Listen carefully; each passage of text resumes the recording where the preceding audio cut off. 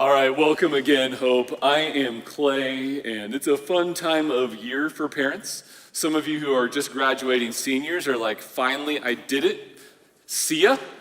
Like, job well done, or man, I really messed that up. I'm glad it's over.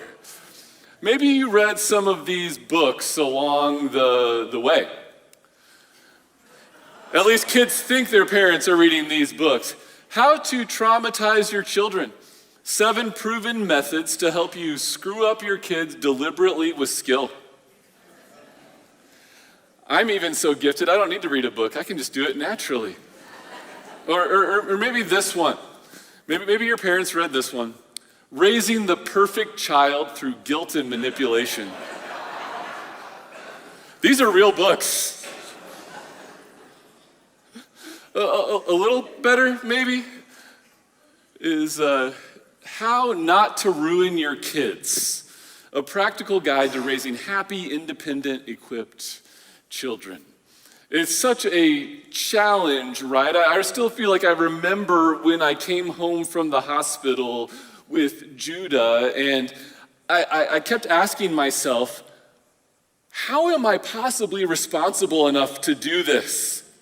Like, there was significantly more training to get my driver's license than there was to become a father. Like, the only thing we had to do was watch a video on Don't Shake Your Baby. And then they're like, okay, I guess you're good. Like, here, you know everything you need to know to be a dad. Just don't shake your baby and you're doing fine. But since then, I've figured out, wow, is this hard? Raising children is challenging, but it's also one of the greatest joys that I've ever had the privilege of experiencing. And so with those areas of life, there's areas of life where they provide the greatest opportunity for joy, but also seemingly the greatest opportunity for sorrow. Those things that are most valuable and most precious are also the things that can go wildly haywire and bring tremendous pain and sorrow. And so thankfully, God gives us some wisdom along the way better than these books, on how we go about this task of raising and shepherding young ones. And there's some bonus information as well in this passage. We're in a series through Ephesians called One, where he's talking about the oneness that we have in Christ. And though it seems that at times parents and children are enemies, we're really one in the gospel if we've both placed our faith in Christ. And God's desire is for us to have peace in our households. And this section is a part of a household code trying to teach the church, how do we go about, what are these core aspects of these roles that God has given us as children, as parents? And so we'll start there and keep going. Let's go to our text in Ephesians 5. Children, obey your parents in the Lord, for this is right. Kids, are you listening? Your parents told you it was in the Bible, it's in the Bible. Children, obey your parents in the Lord, for this is right. Honor your father and mother, which is the first commandment with a promise. If you go to the 10 Commandments, there's some bonus material with this one, so that it may go well with you and that you may enjoy long life on the earth. I've always wondered, does that mean it's because they'll kill me if I don't?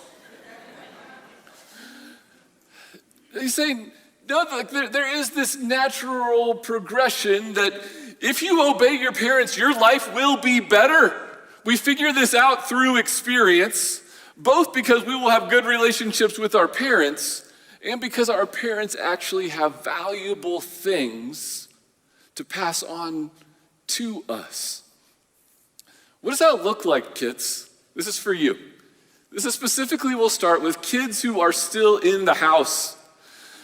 If the way that the Bible talks about children, if you are still living in your parents' home, you're still a child. you're still a kid. Got that, college students who are back for the summer living off mom and dad's dime? This still applies to you in some ways. Obey your parents. God has assigned your care to them. God's given them the responsibility to care for you, to grow you in the Lord. It's their job. It's their responsibility, and they're not just taking it on because they think it's fun. God's given them this joy and responsibility to care for you and to raise you up, and that seemingly never stops. 2, they love you. It might be hard to believe, but your parents love you. That means that they are seeking your good.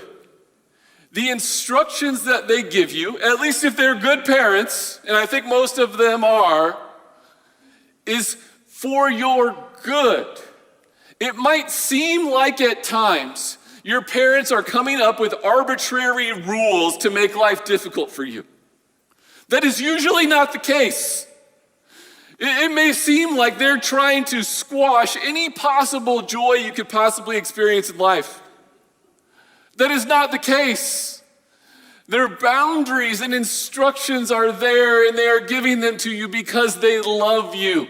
Eventually, you come to realize this. Your mom and dad love you. They want what's best for you. The instruction they give to you is because they want to see you flourish in life. I wish I would have recognized this sooner. That's why I'm preaching it to you today. Lastly, this one might be the hardest one to admit. They know more than you do. Your parents know more than you do. They have already journeyed through moments in life that you have yet to experience. Part of the reason why they know more than you do is because they've made more mistakes than you have. And they've learned from them.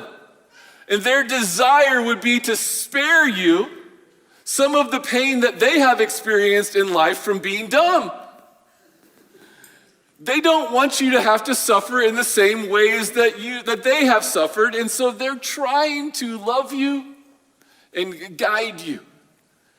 And we need to trust, you need to trust that they know more than you do, that they love you, and place yourself under their authority and in their guidance. Now, naturally, this changes as you age. Right, there's more parenting that goes on in the younger years, and we slowly want to release kids to more and more responsibility and agency as they age. But go back to the text again here on the next slide. There's another phrase. It's not just obey your parents in the Lord, but also honor your father and mother. Honor your father and mother. This is slightly different than the obey your parents, and I want to suggest this is an enduring command. This is an enduring concept. This isn't something that stops once you leave the home, but rather a responsibility that kids carry even afterwards. We're all called to honor our fathers and mothers as long as they are alive. What does that look like? What does it look like to honor your mom and dad after you leave the home? Here's a little bit of practicality to that. One of the things that we can do is appreciate the care that they've given. One of the ways we can honor mom and dad is to appreciate the care that they've given. You have no idea the impact you can make kids, grown kids, young kids, by offering words of appreciation for the way that mom and dad have raised you. I talked to a parent recently that said their kid actually sent them a note, their college-age student sent them a note telling them how awesome of a parent they were. You got that, college students? That's a good thing. It can't hurt. It can't hurt for me, and I'm 43. It's still good for me to tell my parents that I'm grateful for the ways that they did and that they continue to care for me. Appreciate them. 2, listen to their counsel. Now, this is different than the obedience that we have when we're in the household. When we're a little kid, it's a posture of obedience to our parents.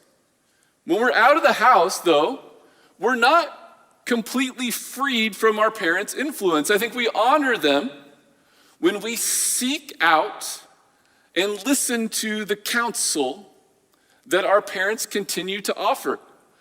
Because even at my age, my parents have been through the life stages that I am currently going through. They have wisdom to share. This isn't binding wisdom. It doesn't mean I have to do what they suggest. But I still honor them when I seek out their counsel. When I ask them, how would you handle this situation? I'm trying to navigate it. How do you raise teenagers, Mom and Dad? I have no idea. I'm scared. I got 3 more years before I have to figure that out. And parents, though, it's usually wise to wait until your kids ask for the wisdom as grown adults, rather than proactively offering it, especially as you watch your own kids parent. Just if you want it to go well, wait until they ask. Care for them emotionally, both on the emotional side and the physical side.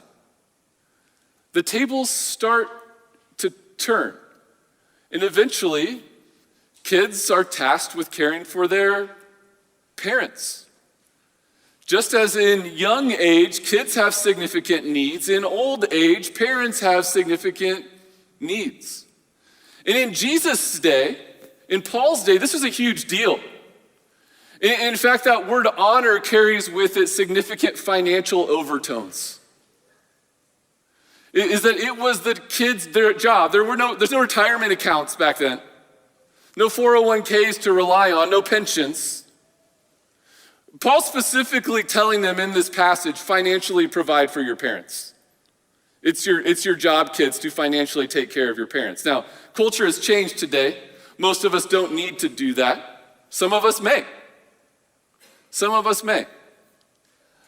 But regardless of the way that it fleshes itself out, we are still tasked with the responsibility of caring for our parents as they age.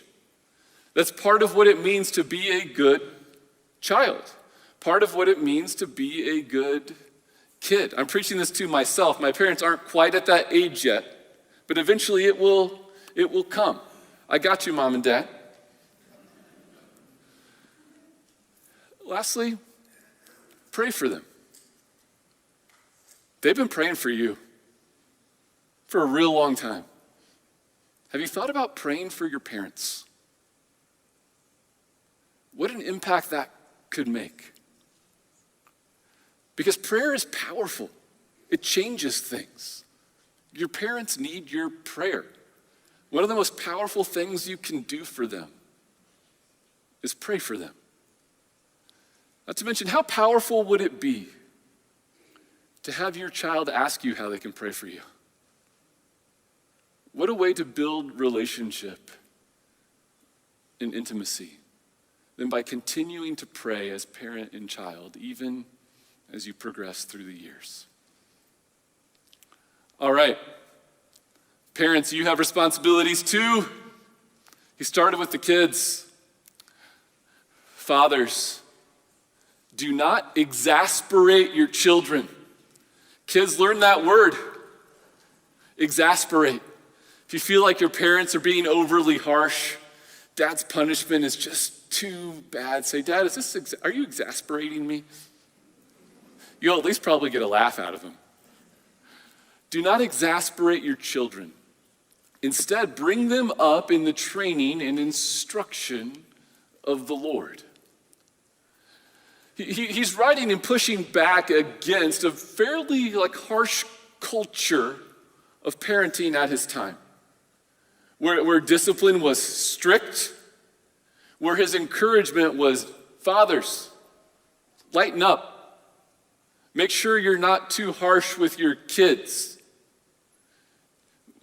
Don't discipline them so intensely.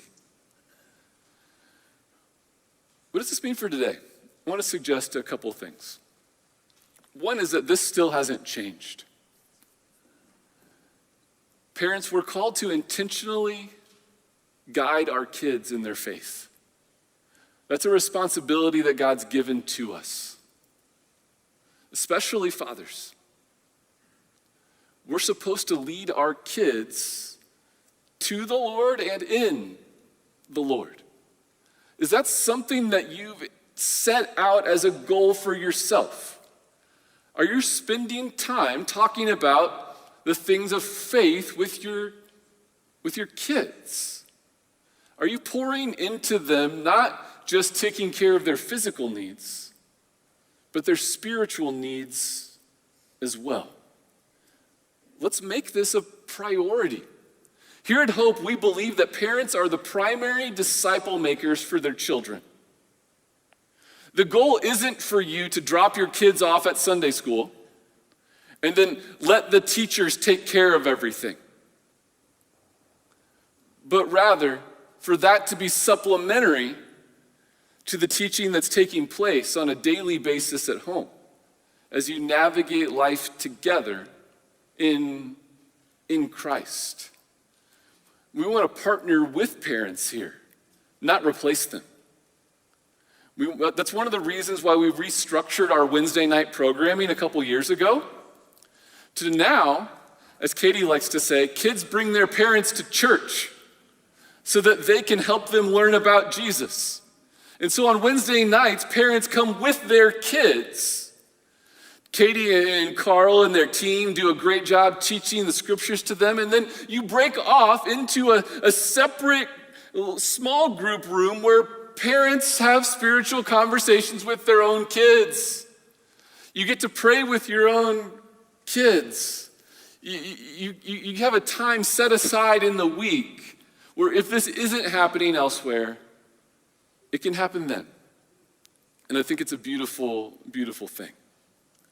Let's all be intentional about this as parents, to spiritually invest in our children's lives. I think things are a little bit different today. And while parents are still exasperating their children, I won't ask for a hand raise. And we don't want that to happen. Parents are supposed to be gentle in our discipline. But I think far more frequently what I see are parents that have given up parenting. Parents that have tried to become your best friend instead of your mom or your dad.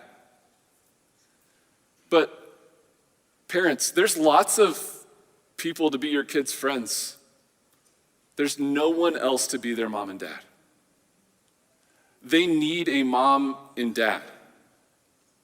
They have plenty of friends. That means that parents are supposed to parent. We've pushed back on this because we've bought into this cultural idea that all authority is bad authority. And as I said last week, the solution to bad authority isn't no authority, it's good authority. The solution to bad parenting isn't no parenting, it's good parenting. Your kids need boundaries. Boundaries demonstrate love. If we don't give our kids boundaries, we are neglecting them. We are failing to do what's good for them. We're failing to love them well. They need the guidance that we provide as parents. Those boundaries are loving things in life because they provide protection from the dangers of the world that's yet undiscovered by children. We're supposed to protect our kids. There's things in life that they're not quite ready yet for. Some of our kids aren't ready yet to navigate the stove, and so we say, don't touch the stove, because we know they haven't learned how to responsibly handle it. Sometimes our kids aren't yet ready for a phone. And so we say, like, yeah, you're not gonna touch the phone yet. You haven't yet learned the skills to be able to handle that without harming yourself. Lastly, boundaries give kids the freedom to explore. This might seem counterintuitive, but it's true. When we actually set the boundaries, when we create the sandbox for kids to play in, it gives them the freedom to play in all of those other areas free from harm. They can still have freedom and explore, and in fact, they've done several research studies, and I've read about them in various places, that says, if you sit kids out and you just say, go play, they tend to stay real close to mom and dad because they're afraid of the world that's out there. They don't know where the boundaries are. But if you set them out and say, no, stay within the fence, they actually go play because they've been given permission to explore the area around those boundaries. And parents, we need to embrace this concept. Our kids need boundaries from us. They're not a bad thing. They're a loving thing. They're a protecting thing. And they're a freeing thing. All right. Kids might think it's the same thing, but it's not. This next topic we're going to talk about is slavery. Your mom and dad are not slave masters. And before we talk about slavery, I want to give a few notes. This is not the same as slavery in the American South. Slavery in the American South was absolutely horrid. There's nothing redeemable or good about it. I'm so glad it's not here. May it be eradicated everywhere possible. This is different. I'm not saying it's good. I'll get there. But it's different. Slavery in this time in Ephesus is primarily the result of these three things: war prisoners, unwanted kids, and debt. So you may have gone to battle against Rome. You lost. Instead of killing you, they made you a slave for a certain number of years so that you could pay back your debt, avenge your loss. There were other times where parents would expose their children. They'd leave random babies out that they didn't want. Those often became slaves if they didn't die. And lastly, and a prominent one, is debt. Slavery was of this time, slavery was in a way an orphanage in the welfare system.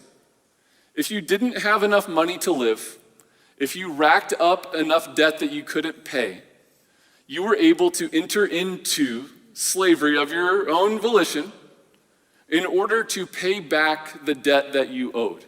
You could go to debtor's prison instead, or you could enter into indentured servitude or slavery for a certain number of years.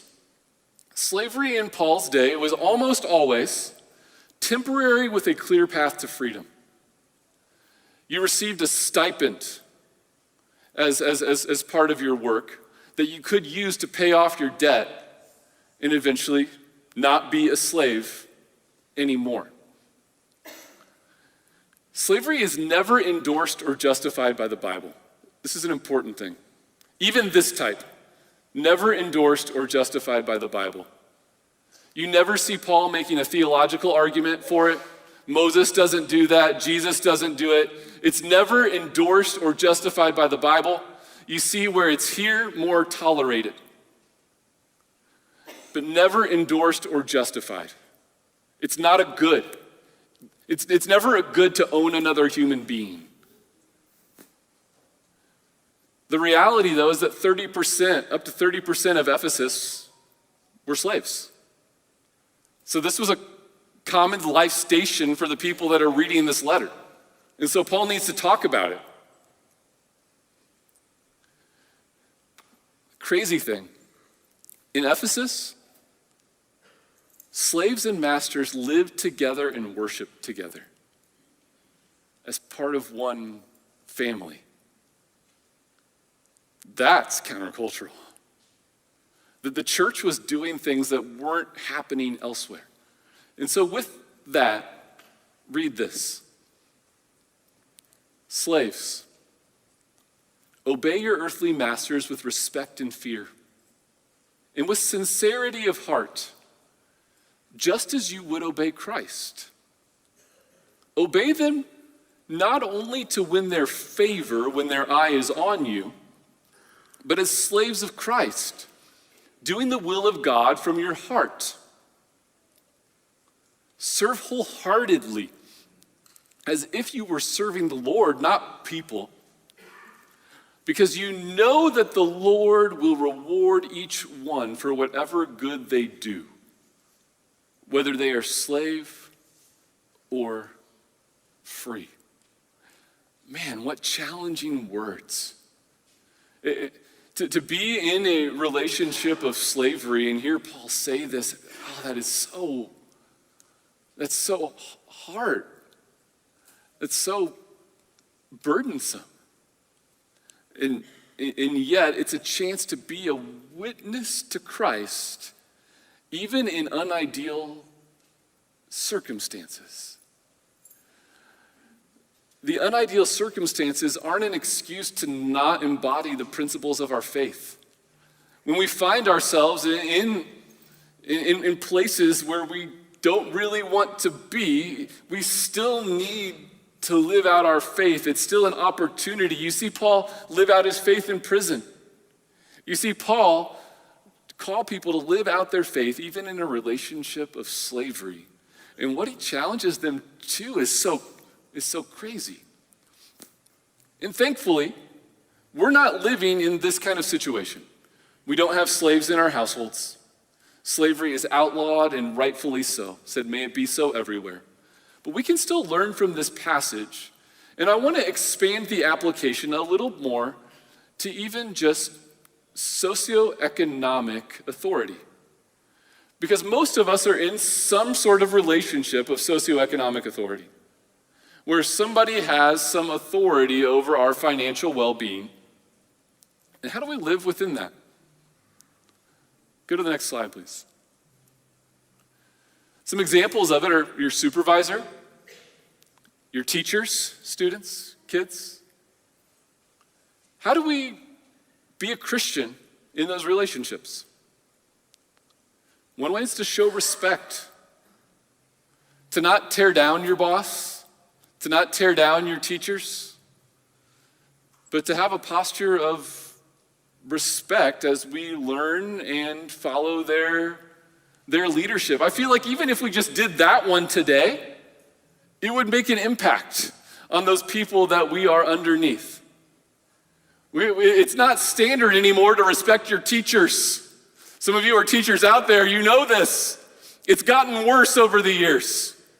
So when kids are actually respectful through their teachers, when employees actually do respect their supervisors, it stands out, it makes a difference. What if we, instead of trying to do the most minimal work possible, tried to maximize it? What if we tried to maximally carry out the instructions of our supervisors and teachers, rather than doing just what we need to get by? Rather than looking for that way out, well, technically you said this, but honoring the intent.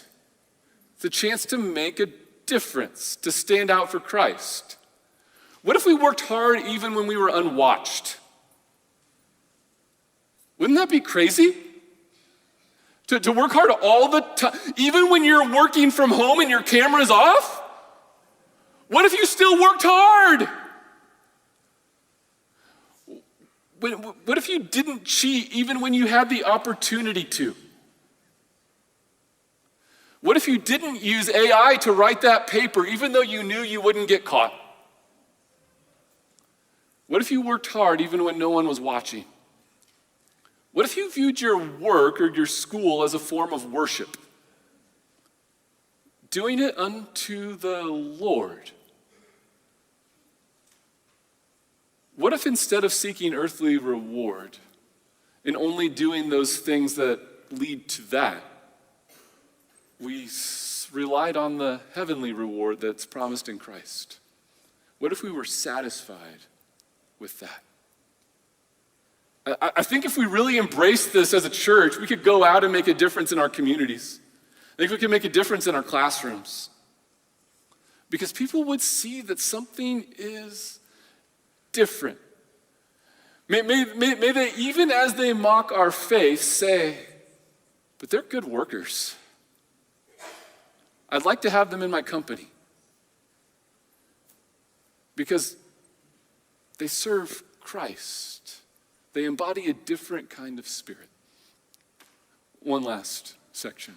And masters, treat your slaves in the same way. Do not threaten them, since you know that he who is both their master and yours is in heaven, and there's no favoritism with him. And I think this next point applies to anybody in any position of authority. May we not exercise our authority with threats, but with love.